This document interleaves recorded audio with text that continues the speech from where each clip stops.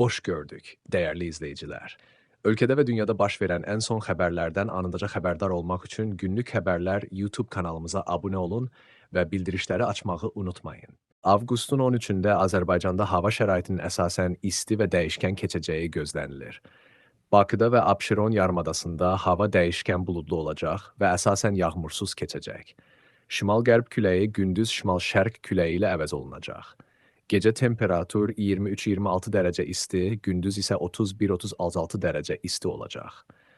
Atmosfer təzyiqi 757 millimetr civə sütunu təşkil edəcək.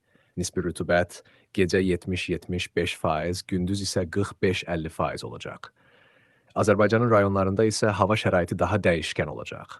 Şimal və qərb rayonlarından başlayaraq bəzi yerlərdə fasilələrlə yağış yağacağı gözlənilir. Ayrı-ayrı yerlərdə yağışın qısa müddətli leysan xarakterli olacağı, şimşək çaxacağı və dolu düşəcəyi ehtimal olunur. Əsasən dağlıq və dağətəyi rayonlarda yağıntıların intensiv və güclü olacağı gözlənilir.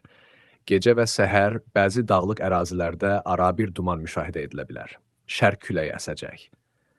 Rayonlarda havanın temperaturu gecə 22-26 dərəcə isti, gündüz 32-37 dərəcə isti olacaq.